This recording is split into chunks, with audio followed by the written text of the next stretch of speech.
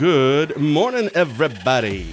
Americans for Prosperity, Wisconsin State Director Eric Bott is my very special guest today, Thursday, June 23rd, 2022. For DrydenWire.com, I'm Ben Dryden, and you're watching the DrydenWire Live. I don't know if you saw that about Ohio State this morning.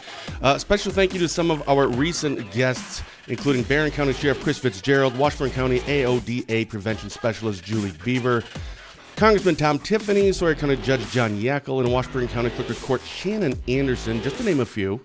You can watch a recording of those and all of our live shows on our website at DrydenWire.com, on our Facebook page, under our videos tab, and of course you can always go to our YouTube channel, just youtube.com/DrydenWire. But today we're chatting with Americans for Prosperity, Wisconsin State Director Eric Bott. Eric, good morning, sir. Good morning, Ben. Thanks for having me. It's a nice mix, just for variety's sake, to have a guest on that isn't running for something. I hope that means I can be a little more candid with you about my thoughts than a typical politician might be. That would be, so I didn't want to say it that way, but that's exactly what I meant. They call it, they see that as a virtue. They call it message discipline. So as a former a recovering political campaign manager, I respect them for it. But when I'm watching a podcast, I sure don't care for it. It can get a little, droll sometimes, but that's all right. So I'm also excited to have you on because, one, you're a first-time guest, and I love getting to know someone at the same time everybody else does. And I try not to really find out a whole bunch about them. But I had a conversation with you a few weeks ago to schedule for a time for you to come on to talk about some things. And something just happened yesterday, of course. The Marquette poll came out. And I didn't know if that's something you could talk about or not, but I did want to get to that. But first, Eric Bott. And of course, we need to get into what is actually Americans for Prosperity in Wisconsin. But Eric Bott, who's Eric Bott? Well, I'm a dad. I have three little boys. That's like first and foremost in my mind, in my life. And I've worked in politics, in public policy in Wisconsin for about 20 years. And I came to it, I didn't start off with any sort of desire to get into this business. I came to it in a roundabout fashion.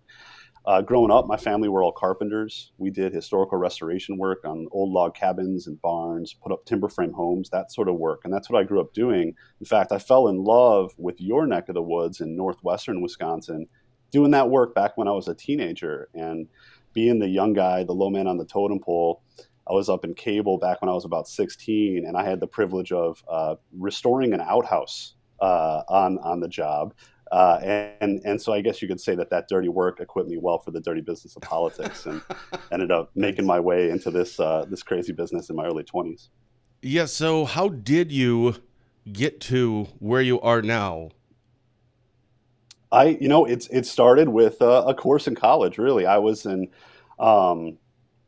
always, I guess I would say, I was interested in politics, just watching what it was like for my father to run a small business and run a couple construction crews and deal with regulatory, red tape that set him back and frustrated him. And also to see sort of the injustices that unfortunately can persist in our society. When you're a really small business, there are unfortunately people that might try to take advantage of you. And you don't always have a good government resource to go to right those wrongs. And so I think that ingrained in me from a very early age, like a very righteous sense of justice, of right and wrong, of a notion that things could be better in government. And so I was always interested in it. And it kind of came to fruition my last year of college at UW-Madison, where I was placed in an internship in a legislative office. And, as my friends were graduating and going off to work at like Starbucks, because it wasn't necessarily the greatest economy at the time, I got an offer for full-time employment in the state capitol. I thought, this is such a beautiful building. What a privilege.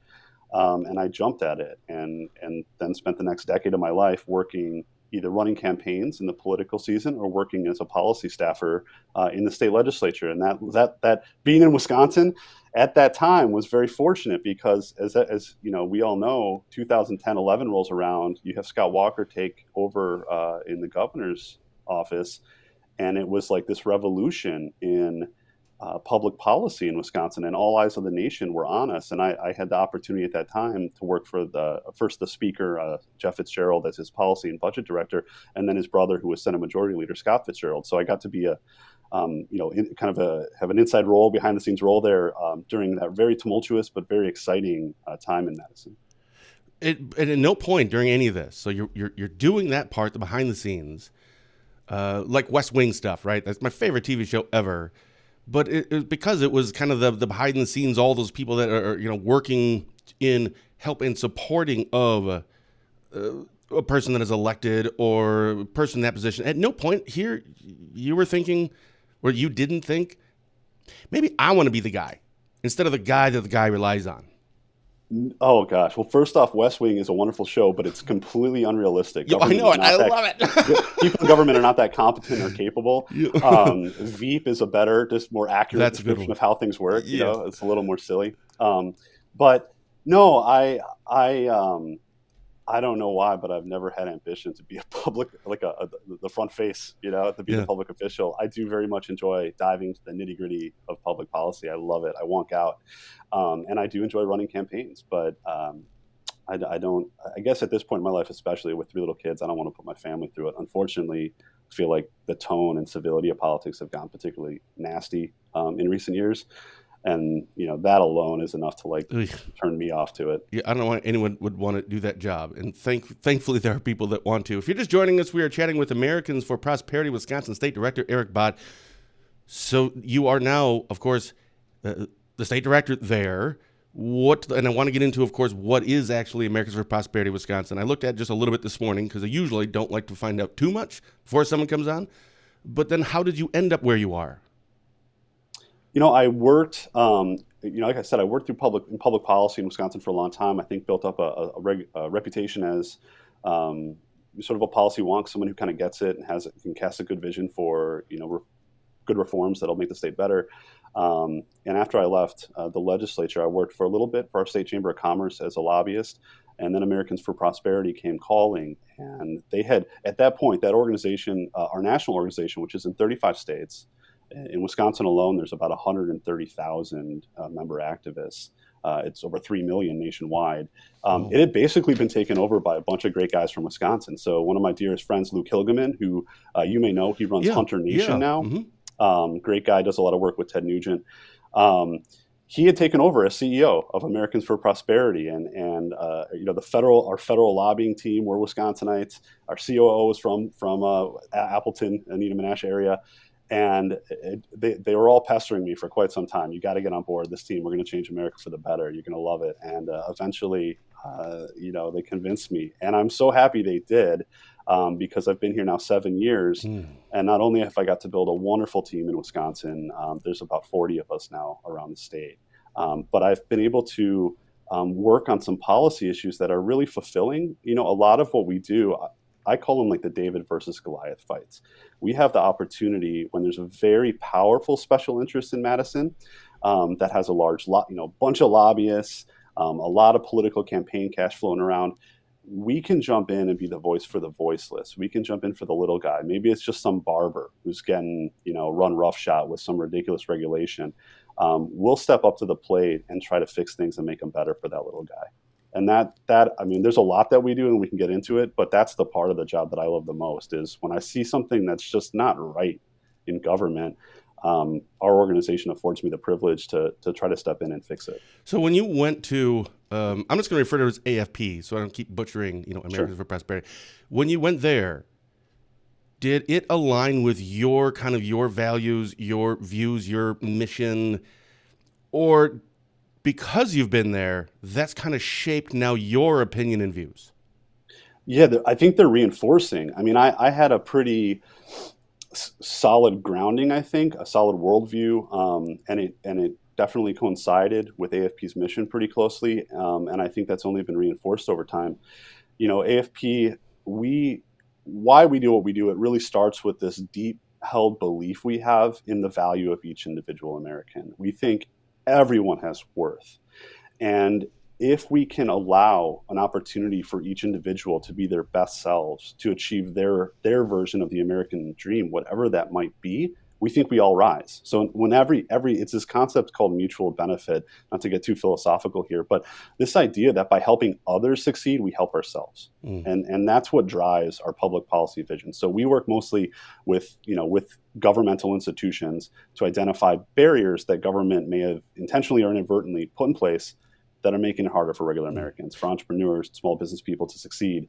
And we try to knock those down and help lift people up. Do you have an example? Yeah, I mean, we can talk about. I mentioned earlier, a few years ago, Wisconsin had the most onerous regulations on barbershops in America. You had, in addition to spending upwards of $20,000 on obtaining your cosmetology license, if you want to actually open your own shop, you had to do 4,000 hours as an apprentice to get a manager's license. No other state in the nation had anything like this. To cut hair? And to cut hair, to supervise two people cutting hair. To open your shop. I didn't know that. That's bizarre. It was disastrous, and so this really came to light in a big way because the barber for Mike Daniels and a number of the Green Bay Packers got himself into some hot water. This was in Green Bay, Wisconsin. There was a gentleman who did not have a manager's license that the state required at the time. He had a partner who did, and so they opened a barbershop. It became tremendously successful. They started cutting the hair for a number of the Green Bay Packers. All right, and his partner then left. And so suddenly this guy, he can't operate legally. And it's absurd. He's been cutting hair for years and does a tremendous job. And so there was we partnered with the Badger Institute, which is a wonderful think tank in Milwaukee, Wisconsin, that really highlighted this problem. A senator named Chris Kappinga is now the Senate president, authored legislation.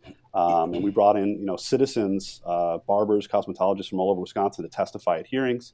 And lobbying the Capitol to reform these laws. And so we eliminated that sort of redundant and ridiculous license so that people that have already spent a small fortune, 10, 20 grand on cosmetology school, worked for maybe 5, 10, 15 years, actually can move forward and take that next step and become the owner, not the employee.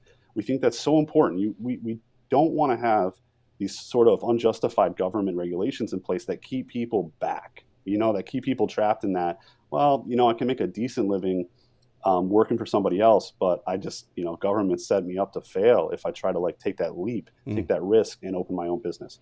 We don't want to see that happen. And so, whenever we run into that sort of a thing, that's what's ripe for a fight from our perspective. So really a lot of what you guys do kind of would fall under the umbrella of politics. I mean, I know that's a very big umbrella, but most of it, but AFP is not unique to that. There are other third party, I don't know what they call organizations, sure, right, that are kind of similar to that. What would separate you from others? Yeah, so a lot of third parties in the political space are either hyper-partisan. They only care about electing Republicans or Democrats, or they're very issue or industry focused. So you have, labor organizations that will do whatever benefits unions, even if it's very harmful to the regular public. Or you'll have some sort of industry organization that's going to do whatever it takes politically to give them a leg up on the competition. We don't approach it that way. We like to say we're a principles first organization. So it's not about the R or the D. We're not trying to give anyone a competitive advantage over anybody else in business. We just have a core set of principles grounded in really like our founding of our country, and the principles of the Declaration of Independence and our Bill of Rights. Things like openness, true equal opportunity, equal rights, free markets. These are these concepts that we really hold true to, or try to, the best we can. And so that's what guides the types of policy work we do in the state capitol, here behind me.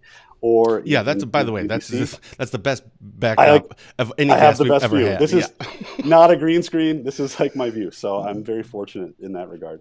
So we're principle driven, and we try to apply that same approach to politics. So when we look at candidates, we're not just going to support someone because there's an R or a D behind their name on the ballot, and we're not going to support necessarily someone just because of how they vote. We're looking at true, what we call them, policy champions. Someone who's leading on principle, the way we'd like them to, who's playing an outsized role in transforming this state for the better. And we have some great people in the state who I think are doing that. And so we want to recognize that and reward it. We hope that as others see that, they're going to want to behave that way as well. And speaking of, the AFP has endorsed Adam Jarchow for Attorney General. He was actually just on our show last week as well. So what was the reasoning there? I don't understand how this works. Mm-hmm. So it's, I don't know, he's running for Attorney General, but you just said it's not about that he has an R next to his name. Plus there's another, I think there's 2 other Republicans running for Attorney General. So how do you go through that process? Is it looking at everything they've done? Is it a deep dive? How do you kind of figure, yep, that's the guy? and there may be a whole bunch of people that you like, but we're not going to endorse everybody. So how does that work? If someone's been in politics, obviously they have a record, so we can look at that. True. That makes it a little easier. Yeah, And we can right. kind of see where they've led or not led. But for me, I think the most valuable thing is to have a conversation like you and I are having right here. If you sit down and just break bread with somebody, have a beer, I'll talk for an hour and a half with a candidate and really get to know them. A lot of other groups will use a survey, or they have a few cookie cutter questions or something, but I think that's insufficient. I want to get to know the person, and I want to get to know their thought process. Mm. So it's not necessarily about one issue or another issue, or how partisan they are. But I look for things like, do they have a bias towards liberty? If I ask them about a problem, are they going to lean into a solution, say government should solve it, or is there a way that we as individual Americans can probably solve it? We get government out of the way. Do they have a bias towards liberty? And then in the case of someone like Jarko, I mean, he's someone I've known for a very long time. So I have a personal bias as well there. And obviously I'm going to try to check that when I'm evaluating candidates. But he is someone I love actions, right? Like, politicians are good at rhetoric. And in this race, we have two, at least, that, I like what they say. But in the case of Adam Jarko, I've watched him live his rhetoric for over a decade. I mean, consistently, right? He was in the state legislature for a couple of terms. He was arguably the most consistently pro-liberty member of the state assembly that entire time, even at points bucking his own party. He was the only Republican I know to have voted on principle against Foxconn, for instance, which was this massive subsidy deal in eastern Wisconsin that hasn't come to fruition, proving maybe some wisdom on his part in retrospect. The guy's been there through thick and thin, and we can go into some of the stories about that too. So you decide, okay, and we're just using Anna for example, just we're talking about, but this could be probably applicable to anyone. You pick the person, you whatever it is that you do, how you decide and notify and whatever. Then what? I mean, what does that mean when someone gets an endorsement? Is it just like, all right, here's a whole bunch of money? Or no, I don't think that works that way. It's like, we can run ads for you. I think you said you had like 130,000 members. Do you email them all and say, hey, go door knocking for our candidate? What does it mean when AFP endorses someone? Because I've heard it's a big deal. Why is it a big deal? I hope people think it's a big deal. That's good for us. I think it is. We've built a permanent grassroots presence in Wisconsin over years. AFP started in 2004. Wisconsin was, I think, the third state that we launched into a couple years later, and it's all about the grassroots. I mean, that's our comparative advantage. A lot of organizations will run television ads, or they have lobbyists, or maybe they do both, but very few can mobilize an effective grassroots army. And that's something we've built out in Wisconsin. We have 9 offices in the state, like I said, a permanent presence with staff. And they're really, our offices become like community centers. Like, people hang out and they bring their kids in and play, and we bring in speakers and talk about policy, or just, have a good time together. And then when it comes time for, if there's a big policy fight and we need to persuade a few state senators to get on board with our position, we can activate them to go door to door in those senators' neighborhoods and talk to their neighbors and their friends and their supporters about why they should, get on board with our policy. And the same thing in politics. We activate them, and we do believe in that the most effective way to persuade voters or to mobilize them to turn them out at the polls is face-to-face human-to-human contact. We've tested it scientifically, and it is consistently the most effective approach. I mean, these days people are tuning out like broadcast TV ads. That's a very inefficient way to win in politics nowadays. And so, what it means when AFP endorses you, that means there's going to be an army at your back. And we're going to get out there and talk to your friends and neighbors, our friends and neighbors, about why we think you'd be a tremendous person, in this case, for Attorney General. Very important post in Wisconsin. If you're just joining us, we are chatting with Americans for Prosperity Wisconsin State Director Eric Bott. Before I really do want to get this market poll. Hopefully you can kind of walk us through and some of your takeaways there. But just on that about endorsements, is there anyone else? I mean, like, how many do you do in a typical election cycle in Wisconsin? And is there anyone in Northwest Wisconsin or Northwestern Wisconsin that you're either have endorsed or looking to maybe endorse? Yeah. Typically I will jump into maybe 15, 20, 25 state legislative races, the state assembly or the state senate. We look at Congress through our super PAC, Americans for Prosperity Action, which has endorsed Ron Johnson for U.S. Senate. We look at governor's races, obviously the attorney general race, where we think Adam Jarkos just would do a terrific job. In northwestern Wisconsin, we are active. We've been active for quite some time, canvassing door to door, talking to folks about Romaine Quinn from the Oh, Rice Lake area. sure. I know Romaine. I think Quinn's a great guy. Yeah. And so why Romaine? Why do we endorse him? Because I watched him when he was in the state assembly years ago be one of the most thoughtful legislators in that body. Consistently, when there was a big policy issue, something controversial where people were really at each other's throats, I would watch him call constituents who had expertise, business owners, people back home in northwestern Wisconsin, and talk to him about it. And he would do the research and do his homework, and you would see this young man become one of the most well-informed people on the issue. And I respect that tremendously. We don't, unfortunately, always get that with our elected officials. Quinn was top-notch. Absolutely. And I want to interject there. Yeah. I have said that on shows multiple times. And again, if you're a Democrat, you don't like Republican, fine, I don't care. But if Romaine was a Democrat, every Democrat would love him. Mm-hmm. If he was an independent, every independent, like, that's what we want to see. Now, your issues may not align, but at least that's what I want to see. And I think that's what the public wants to see, is someone that is active and engaged in everything. And I've always liked that about Romaine. Again, you may have differences on his issues or his views. That's fine.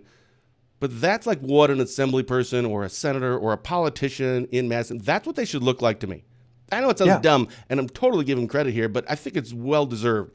I think he's a great legislator. I think he's terrific. Like I was saying, I literally watched him when he was in the state assembly in committee hearings. Some controversial topic comes up. I'd see him go in the back, call a constituent, and say, hey, you know a lot about this. What's going on? And that's so refreshing. I mean, unfortunately, some representatives just kind of tune out and zone out in these hearings. But Romaine was never that way. He's always been very, very attentive to the needs of his constituents. I also like that he left public office. He went, started a family and worked in the private sector, and now he wants to come back. And that's kind of the citizen servant leader model that our country was founded on. And that's nice to see someone doing that. Is there anyone else? Now, you mentioned the governor's race. Have you, and again, I don't know what you can and what you can't talk about, but have you already endorsed a candidate for governor, or are you planning to? We haven't endorsed or just yet. Not. Is there a situation where, like the governor's race, they don't really check all of our boxes? So there could be a situation where we just don't endorse anyone. There could be. I think ultimately we will jump into the governor's race. I have a lot of concerns with the policies of our current governor, Tony Evers. I think he's letting us down in some significant ways, and we could do a whole lot better. So I think we will ultimately jump into that race too. So the Marquette poll yesterday came out. What was I'm sure when you look at it is different than when I look at it. I'm just going through and looking at all the numbers and stuff. But when that comes out, are you looking for something specific? Like, oh man, finally it's out. These are the three things I wanted to look at right away. And if so, what were those three things that I want to check this out right away? Yeah, a poll is a snapshot in time. And so I don't fixate on one question or one result, but I like to see trends. And I think the Marquette poll is very valuable for showing us overall trends in public policy or politics. One thing I'd say, take this poll a little bit with a grain of salt. We're only 6 weeks out at this point from a primary election, August 9th in Wisconsin. And so I would love to see a pollster this close to an election surveying likely voters, screening for likely voters. And Marquette, for whatever reason, did not do that. They polled registered voters. So they have a decent sized margin of error. And so we should take kind of everything in this poll with a little grain of salt. Sure. But that said, the big takeaways for me, number one, the top issue on everyone's minds, it's inflation. It's inflation, and it's inflation. I mean, it comes through crystal clear in this poll. And number two, people are very concerned. The right track, wrong track numbers in the state, meaning people who think, Wisconsin's not on the right track, very, very bad, as bad as we've seen them. Generally, the trends I see favor Republicans.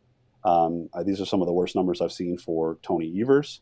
The best numbers I've seen for Ron Johnson, not to say that they're spectacular.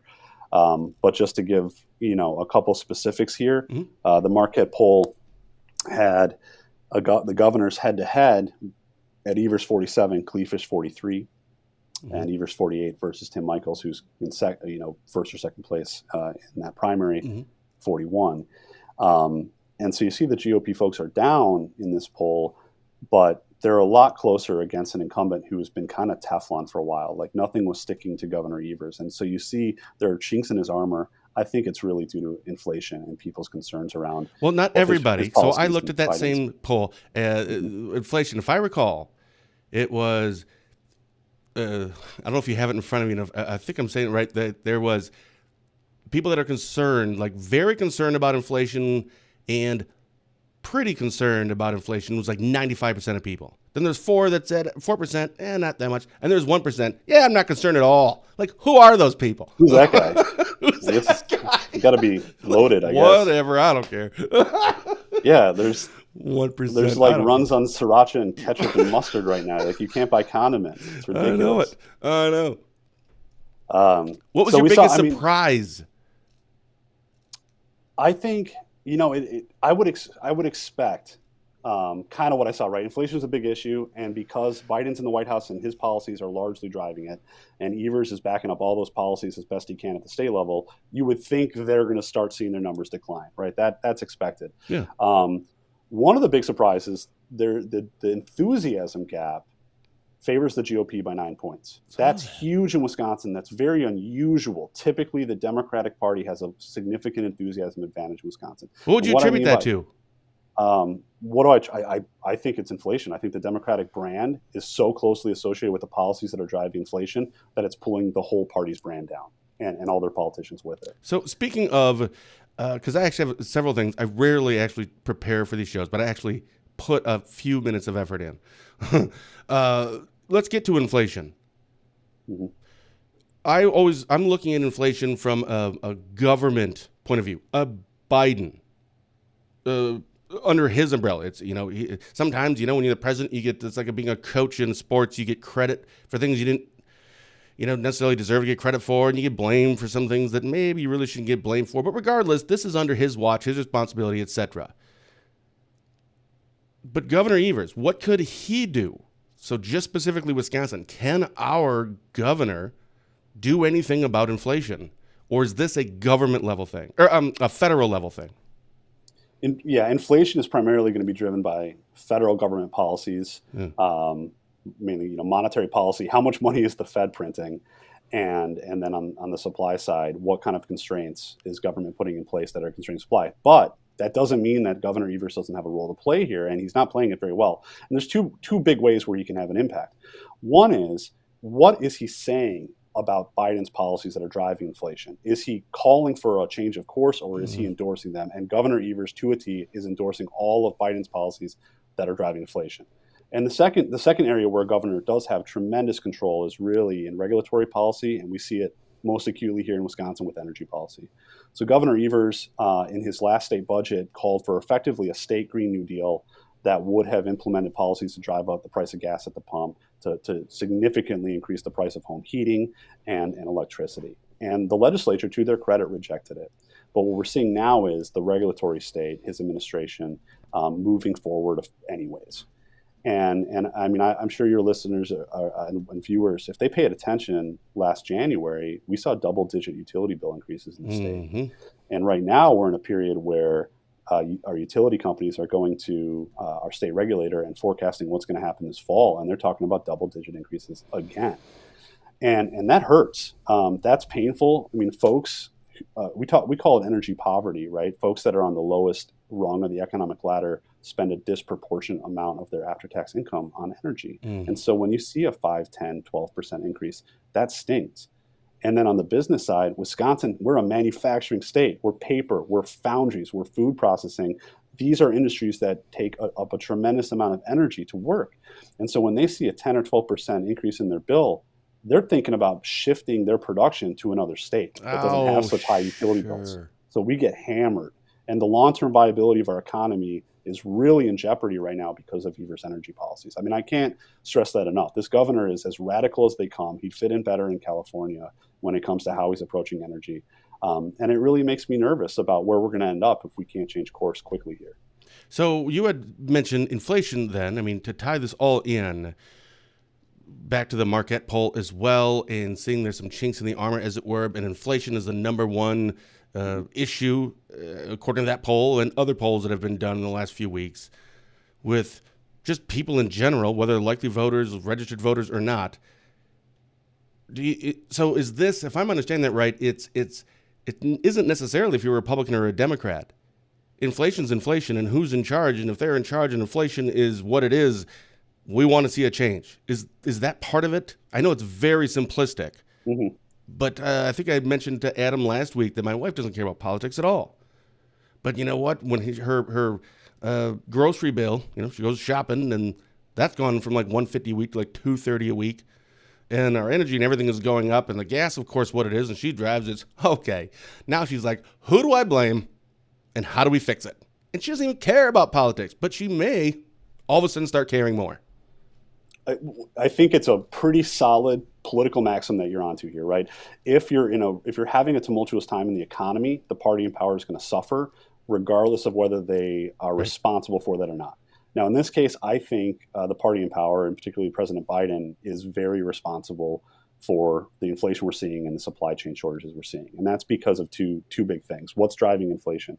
Number one is monetary policy.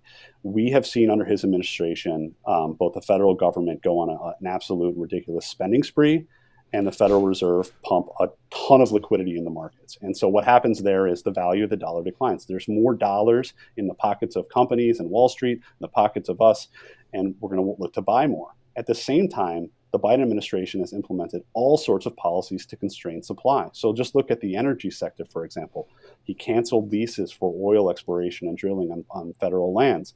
He set all sorts of new regulations into motion that make it more difficult to construct pipelines, to expand refinery capacity, to keep refineries operational. I mean, this is a president who ran and said himself, I'm running to end fossil fuels as we know it.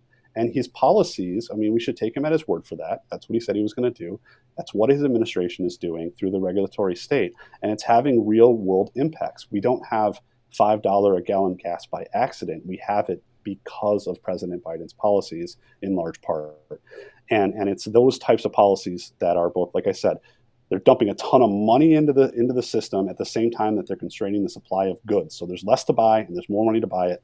That is a recipe for disastrous inflation if I've ever heard of one, and that's the current policy of our presidential administration. That has to change. Something needs to change there. I don't think they get it, though. Is there, not to be too morose about all this or heavy here, do you see any way of specifically inflation? If everything stays the same, does it kind of just work itself out and go back down, or is it going to get worse? Or no, this is just going to be what it is unless there's some changes. Is there any hope here, you think? What the Biden administration is doing right now, I don't know if it'll work. This is what historically administrations have done to control inflation. They try to constrain the monetary supply. And the way they do that is the Federal Reserve raises interest rates. And so you've seen, a 30-year fixed mortgage has about doubled since the beginning of the year, the interest rate, from somewhere around 3 to somewhere around 6. That's scary. I mean, good luck if you're looking to buy a home or build a home in the next year. We were, but we're not anymore. Tough times. I mean, if your mortgage isn't fixed right now, as Samuel L. Jackson's character in Jurassic Park said, hold on to your butts. Yeah. These tough times are coming. So that's what the Biden administration is directing the Fed to do right now, raise interest rates. Now, what scares me about that is that the reason that has historically worked to control inflation is it slows the economy and it reduces consumer confidence and consumer spending. And so then you sort of try to get to homeostasis with the amount of supplies and the amount of money that's out there. I don't think that's going to work this time because that's not what is causing this inflation in this environment. If you don't address the spending spree in DC, and you don't address all the government regulations that are killing the supply chain and driving energy prices to the roof, I don't think that's enough. And that might just drive us into recession, but not solve inflation. So I think we got to do a total radical course change. It's why our federal PAC is supporting Ron Johnson. He's, love the guy or hate the guy. He is like the one sober voice in DC for the last 2 years who's been saying, we need to stop spending this crazy amount of money or we're going to have ridiculous inflation and you're not going to be able to buy baby formula or diapers or what have you. So there are some sensible folks out there, I think, in DC and in Madison. We need to try to help empower them to change course here. Well, we have Tom Tiffany on. We call it Breakfast with Tiffany. I know it's not very original. Yeah. Once a month. And he often talks about that. And if he doesn't vote for a bill, it isn't necessarily this. It's just we got to stop the spending. And he's very passionate about that stuff. Going back to Governor Evers, is there anything else? So we've been talking about the inflation part. Is there anything else that you look at Governor Evers through 3.5 years in office, and just go, ugh, what are we doing? Is there any other ones that are big takeaways? Not takeaways, but what? I think there's like a theme with his administration that isn't well covered in the newspapers of this state. And that's really kind of an administrative incompetence. And I know that sounds blunt, but let me describe why I think that. You go back to the COVID lockdowns, Wisconsin was one of the worst states in the country to get unemployment checks out the door. So we had Governor Evers' administration telling small businesses, shut down, lay off your staff, send them home, but don't worry, we're going to get them unemployment checks. He didn't. Our Department of Workforce Development failed. They were one of the worst in the whole country. Ultimately, his secretary had to resign. You look at the department. We have a department in Madison that issues all the licenses for professional licenses. You want to be a cosmetologist, you want to be a nurse, you have to get a license from the state. Under Evers' administration, they're not issuing them. They're behind, in some cases, well over a year. And so you have these people moving to Wisconsin. Maybe they've been a nurse for 20 years. They move to Wisconsin. They want to start working next Monday. They might be seriously delayed because of just This is a huge scandal in Madison that is barely even covered or talked about. But it's a debacle at that department. And most recently, this is the most tragic thing of all. Wisconsin has a Department of Veterans Affairs, and they oversee 3 state-run veterans homes. These are charters of the state. And our veterans, they're like senior nursing homes for veterans. Okay. There has been actually, frankly, very good investigative work done by the Milwaukee Journal-Sentinel, and I'll rarely compliment that paper, but in this case, they did tremendous work, digging into, frankly, a tragedy that's occurring at these homes. We have veterans who are not receiving their medicine on a daily basis or receiving the wrong medicine. We have commonly veterans in these state veteran homes are dehydrated. They're not getting water on a daily basis. These things all just came to light over the last couple of weeks. And that alone is a debacle, and it's embarrassing for all of us in Wisconsin. But the response from Governor Evers' Department of Veteran Affairs has been laissez-faire. It has been, what do you want us to do? We don't have enough nurses. The labor market's tough. Excuse after excuse. There's been no ownership. There's been the buck stops here. I'm going to fix this. And this is one of those issues where you need a leader. This is one where Governor Evers should be calling a special session. There would be wide bipartisan support to come in and address this if there's a need to do that legislatively. But he should frankly have the tools executively to go in and fix this. And yet we see these problems persist now for weeks. And like I said, the administration, their tone is way off. This is a scandal. It's tragic. It's sad what's happening with veterans in our homes. And this administration just they seem disinterested or incapable of figuring out how to correct it. And so that's what I mean by there's this sort of theme I've seen over the last 3.5 years where there's no real leadership at the top, and there's these continuing trends of incompetence in state agencies and an inability to just function and do their basic job. Yeah, when it comes to so obviously you've never watched our shows before, but I get emotionally kind of easily. You said it's unacceptable about that situation with our veterans. That's the understatement of the year. Yeah, that is. I don't think there's a strong enough word for that. That gets me upset. So it's if you read, I hate to even recommend to you, Ben, to read these articles, but you'll get a tear in your eye. It's really upsetting, the work that the Journal-Sentinel has done to expose all this, but it's something we need to work on. As part of Americans for Prosperity, we also have a sort of a branch of our organization. It's called Concerned Veterans for America. And it's veterans of the recent wars, the GWAT, the War on Terror, that have come back, and they do a lot of work in the veterans healthcare space. They're sort of like the new watchdog of the VA healthcare system. Sure. We try to fix things when we see it there at the federal level, and I'm glad to say they're jumping in now on this issue, and are going to be getting out there and trying to persuade the Evers administration to change course here as well and start addressing these things, taking them a lot more seriously. Does education ever fall under the umbrella of AFP in Wisconsin? Is it something that you pay attention to or look at, or no, that's a different thing? We're more the politics or this thing. Education ever fall under, I don't know, your purview or something you look at? Yeah, 100%. I think, I mentioned inflation's kind of the top issue on people's Yeah. minds. I think in Wisconsin, education's a solid number two, and we see there's a lot of reasons for that. I mean, parents in Wisconsin are increasingly concerned. They were concerned about the shutdown of education in Wisconsin during COVID. There were Yeah. some school districts that shut for more than a year, closed their doors. In Milwaukee, we lost children. They were slow to convert to a digital learning environment, and there were children thousands who just dropped off the map. We don't know where they went. There's almost like a lost generation out there, right? And then there's the more social, kind of controversial things, topics like critical race theory, and there's legitimate concerns that parents have about what is the curriculum that my children are being exposed to right now. There isn't always the transparency that I think people expect from school boards in that regard, and so people are pretty fired up about that. And there's a whole lot of issues in the education space, and I think from our part, our vision for a better, future state on education is as much power for parents as possible. We think we should just restore as many decision rights to parents as we can.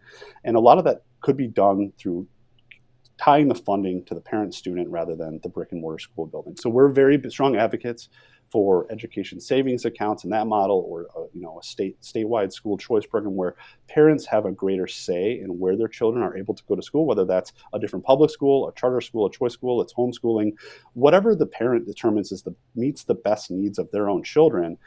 We should, as a society, try to empower them to meet those needs. And we do an okay job in Wisconsin right now, but I think we could do a lot better. And if we did that well, that's going to drive some competition in education that will resolve a lot of these other issues that I just mentioned. Crime in general, I suppose the topic of gun control too, but crime in general, that's something that no matter what I look like, I don't know if that was in the Marquette poll. I'm sure it was. I just didn't even see it. But that is on a lot of people's lips regarding the increase in crime and in law enforcement, etc. Does AFP get involved in that in any way, shape, or form, in bills or endorsing certain politicians? Anything there? We do. We take a look at a number of criminal justice and public safety issues, and that's part of what drives our endorsement of Adam Jarko. When I look at the situation with rising crime, particularly in the southeastern part of the state, or in the Milwaukee County, Dane County, where Madison's located, I think a lot of that's being driven by poor policy decisions at the local level, by probably a poor culture in a couple of the DA offices in those larger urban areas. And I think it would be beneficial to us to bring in an outsider like Adam Jarko, who frankly has a lot of common sense. I mean, this is a guy who's run a tavern, he's run a campground, he's a volunteer firefighter, he's worked in private practice, he's served in the legislature. He's a great worldview and a lot of experience to come in and shake things up a little bit, and also, hopefully improve the culture in those offices in southern Wisconsin for the better. There's a lot we could do better. One of the specific issues that AFP is interested in tackling is pretrial detention and bail in Wisconsin. In some regards, we're uniquely bad as a state, and that's because the way we handle bail is determined by our state constitution. A lot of folks don't even know we have a state constitution, but we do, and it's by and large a really good one. But we have very prescriptive restrictions on judges and district attorneys on how they can utilize bail in the Constitution. And that means the legislature does not have the power to simply change it through a state law. And that means that a local judge or a DA can't change it either. We have to actually amend our state constitution, I think, to give more power to judges and district attorneys to be able to detain truly sociopathic, violent people that we have a high degree of certainty are going to reoffend if they're released pre-trial. That's something that real quick. Really how often? When was the last time, and maybe you don't know this, when was the last time we amended the Constitution? Is this like it's not that big a deal. We did it like twice last year. Yeah, we've done it a couple times. Recently, we passed what's called Marcy's Law. It's victims' rights legislation. And so, yeah, this is not unheard of then. No, and you go back 5 or 6 years, maybe it's longer, I'm getting old. We amended the Constitution to protect the transportation fund. So the place where all our gas taxes and registration fees go, if you remember, Democrat Governor Jim Doyle in the mid-2000s stole all the money out of it and gave it to the teachers union. That left us with this big hole and all the potholes that we now have. So there was a constitutional amendment that passed overwhelmingly a number of years ago to say, no, if we're paying gas taxes, they go into the transportation fund, use them to fix the roads, don't steal them for whatever the politicians want, right? So we do this every so often. We'll amend the Constitution. It's a cumbersome process, though. The legislature has to pass a bill. in 2 sessions. So it takes 2 to 3, 4 years to do that. And then it goes on a ballot and the people get a vote, and it has to get a 50% plus one Oy. margin to happen. So it's a big process to pass a constitutional amendment. There is I one think in there'd the be a works. lot of support for that, though. I think so. There's one on the works right now. It passed last session. Senator Van Wangard, who's retired law enforcement from Racine County, and Cindy Duco, a state rep from Southeast Wisconsin, they had, I think, a good amendment on bail that would give some more tools to judges and DAs to keep us safer and consider some other things when determining the bail amounts. But on the flip side of that, that's not all we have to do. I think we need to pass some transparency and accountability measures so that the people can see what a district attorney like John Chisholm in Milwaukee County is up to. And for your listeners who don't know, this is a very progressive, some might say a George Soros type DA. And I think his approach to public safety is failing us pretty mightily. And it's terrible what's happening in southeastern Wisconsin as a result. So we're interested in what can we do to shed light on that and to help the public come to maybe some better decisions about their leaders. You had mentioned Ron Johnson, U.S. Senate race. We're getting up against our time already, but I wanted to kind of circle back to that. Is it just Ron Johnson in on the Republican side, or is there someone else running? Okay, just Ron. So do you also pay attention, because at the very beginning you said doesn't matter if you have a D or an R next to your name necessarily. That isn't like the prerequisite, right? One of those. Do you look at the other side either to ever endorse, or if Ron Johnson, you guys endorsed him, so I guess that would make sense. You would endorse anyone on the other side. But do you keep an eye on it? Like we want to kind of know what they're up to? Yeah, I do. And I look at the two front runners on the Democratic side. There's a Y primary over there. The two front runners are Mandela Barnes, the current lieutenant governor, and Alex Lasry, whose main qualification is his father is a gajillionaire from New York City and bought the Milwaukee Bucks. So I guess that he moved here and that qualifies him to run for U.S. Senate, apparently. But those two have taken very, very radical positions in this Democratic primary. And I'll give you one example on labor policy. There's been a federal bill out there for a couple of years called the PRO Act. And the PRO Act would do a number of things I think are really harmful. One, it would effectively reinstate forced unionization across the whole country. So state right to work laws would cease to exist. And you would no longer have a choice to join a union or not join a union. If your employer is unionized, you're forced in, you'd have to pay dues. It really also goes after the gig economy. It upends independent contracting as we know it. It makes it almost impossible to be an independent contractor. It would regulate new enterprises like Uber and Lyft and DoorDash, those sorts of things, almost out of existence as we know them. Well, hold on a second. If you don't mind me, independent contractor, you must be talking large scale. No, I'm talking like a nurse or a truck driver. Well, I pay a lot of people. They're not actually employees. So that costs me more. Like I literally will pay, and if they have to, we have to do like a 1099 or whatever that thing is, and they're independent contractors. So are we talking about something else?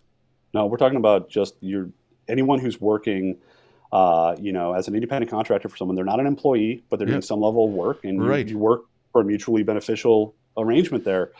This federal legislation seeks to upend that, to put everyone in sort of like a one-size-fits-all labor box that then is easy to unionize. It's a big giveaway to the powerful organized labor unions.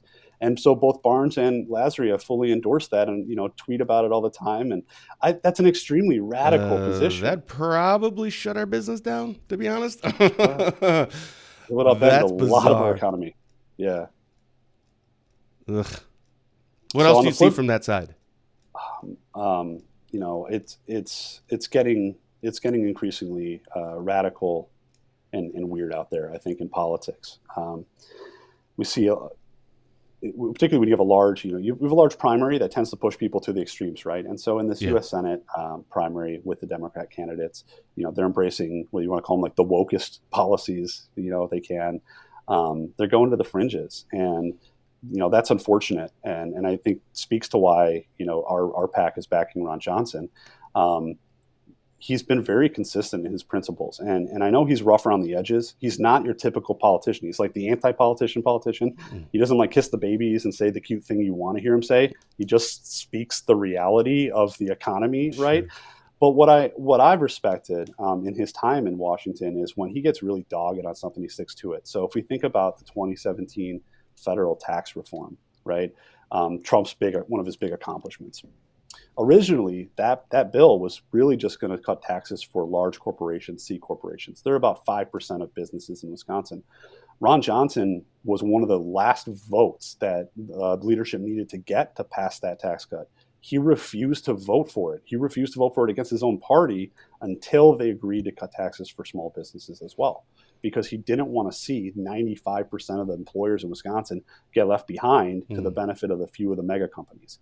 I mean, that was a really courageous thing he did. He took a ton of flack for it from the left and the right, but he stuck to his guns. And that's what I mean. He's this very determined, very dogged person.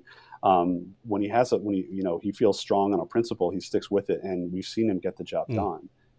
We saw it in the healthcare space. There's this amazing federal reform that I don't think got enough attention called Right to Try. It's the idea that if a drug hasn't been approved by the FDA yet, but you or one of your loved ones is suffering from a terminal illness, there should be an avenue for you to experiment with that drug if your doctor thinks it might help you. And in the past, that was almost impossible to do. Ron Johnson was the author of the legislation, and he got it done to pass Right to Try. And so I've talked to people in Wisconsin whose loved ones have benefited now from at least that opportunity to try like a last-ditch Hail Mary attempt to resolve, a terminal illness. And just giving them that hope is such a huge thing. It was a bill that was out there for years and years and years in Congress, and it never went anywhere. And it was like Ron Johnson who stepped up and said, I'm not quitting. I don't care if I make you mad. I don't care if you don't like me, but I'm going to fight you. I'm going to get it done. And the guy got it done. And so I respect that tremendously. And those are, a couple of the big reasons why he's earned the support, like I said, of our federal PAC. So the average person, not a candidate, not somebody running or somebody that's currently in the legislature, or I'm talking the average Joe and Jane citizen. Is America for Prosperity for them? Or maybe let me ask you in the opposite way, who is it for the average person? Like the average person that likes us and that donates to us and that supports us, what do they look like? What are is it certain values? Is it just, everything's freedom, everything? Like, what is the average person who supports AFP? There's definitely a theme I've noticed with our supporters, and we have thousands just in Wisconsin alone, but a lot of our supporters are like first, second, or third generation small business owners. They're like, the grandpa who started a little tool and die shop or welding shop, and now he employs 90 people and is like, man, I've like achieved the American dream. I came from nothing. Now I got a boat on the lake and I'm living it up with my grandkids, and it's great. Now my son runs the company and he's got a great opportunity I never imagined he'd have for himself, and maybe my grandkids will. Like those people that feel like I never had 2 pennies to pinch together when I was a kid. Somehow this amazing country, gave me this opportunity. I got it. I seized it. My kids are going to have it. I helped tons of other people by employing them, and helped. You see them in these small rural towns, right? Every rural town in Wisconsin has like 1 or 2 quintessential manufacturing firms that employ like 100 people, 200 people. Right. They're bedrocks of the community. It's just tremendous that we have that security in our economy. It's like those folks are our bread and butter donors. They're like, Sure. I live the dream, and I'm scared of what Washington's doing, or I'm scared of what I see in Madison with these regulations or this crazy spending spree. Is it going to be there for my grandkids or my great grandkids? I don't know, and I want it to be there. I want everyone to have the opportunity I had. And if somebody wants to donate or find out more, where do they go? You can go to americansforprosperity.org, our website. Sure. They can follow me on Twitter at BottAFP. I tweet a lot of nonsense. Forgive me if it's Twitter. That's where you're supposed to do. It's a toxic place. I shouldn't even say go to Twitter. It's toxic. It's terrible. I know it. I only go to post things. And every once in a while I catch myself, because I never actually post anything original. It's just, articles just to drive some traffic to our website. But sometimes it's just kind of fun to look through it. And then as soon as I go, man, that's funny, or that's really great, because like half the things are political, which is why I love it, because people just random and spewing just random stupid things. It's just awesome. And then all of a sudden I realize it's totally sucking my energy. So I got to put the phone down. Yeah, it's such a time suck. Yeah. Social media. So you had mentioned at the very beginning here that Northwest Wisconsin and Northern Wisconsin, you said you were in cable and et cetera. How often do you get back up here? Oh, several times a year. I both for so I travel up to your neck of the woods with my family a couple times a year, and for business, I feel like I've lived up there the last couple of years. We're big supporters of Rob Stack, senator from like St. Croix, County area, and we supported him in his special election and back when he was in the assembly. Great guy. If you don't know him, look him up. He'll be living in this district. He'll help you with any of your problems Rob's with great. government. Yeah. And so he's a great guy. And I spent a ton of time up there with my team, my activists, canvassing in that neck of the woods, for business purposes. So I get up there a lot, but with my family, we love kayaking, hiking, fishing, and there's really no better place in Wisconsin to do it. Yeah, that's right. That was so after last week when Adam Jarko was on, he had mentioned that you guys had endorsed him. So we talked about the show, and at the end, when the show was finished, he talked to me for like about a minute or two, offline. And I said, hey, you brought up AFP, and actually Eric's going to be on our show next Thursday. He goes, oh. He goes, I said, I don't know, good guy? He goes, yeah, you're totally not going to like him at all, though. I'm like, what? I like everybody. He goes, no, he likes everything you don't. Fishing, outdoors, hiking. Because, like, after I hit about 235 pounds, I realized outdoors is not for me. So, yeah, if you're ever up in the area, I would say stop by, but you'd probably want to go for a walk, and that's probably not going to happen for me. Well, so I love to get out there and do a nice hike, and then get to the tavern, have a beer. Okay, you call me when you're on your way back. After the hike. Yeah. Eric, is there anything that we didn't get a chance to talk about that you wanted to make sure that we talked about? I know we covered a lot, and we could talk for another hour. Yeah, has it been 45 minutes? I feel like it's been 55. It's been a great conversation, Ben. Nice. I learned a long time ago. I just try to shut up and just, let the guests talk. No, I appreciate the opportunity, Ben. It's been a nice chat with you, and thanks again. Like we said, check out AmericansForProsperity.org if you want to learn more about us. And I love what you do, and helping to inform folks in northwestern Wisconsin. Thanks again. It'd be, you know what? Let's schedule another time if you want after the primary. Right? Cool. Ever come back on? When's the next Marquette poll come out? How often do those things come out? They come out every 2 months, and then when we get closer to an election, they start doing them every month. Oh, well, maybe we'll wait till the next one. Have you back on and kind of go over it again, if you want. Cool. Awesome. I'd love to. Thanks, Ben. Thank you. Thanks so much. All right, special thank you to our guest today, Americans for Prosperity Wisconsin State Director Eric Bott, for joining us for a chat. For DrydenWire.com, I'm Ben Dryden. I'll see you right back here on Tuesday when Barron County Sheriff Chris Fitzgerald and I will be joined by Spooner Health CEO Mike Schaefer for our 100th episode that was supposed to be this last Tuesday, but Fitzy obviously searching for that missing voter couldn't make it, so that'll be on this Tuesday. So until then, thank you for watching, and as always, have a blessed day.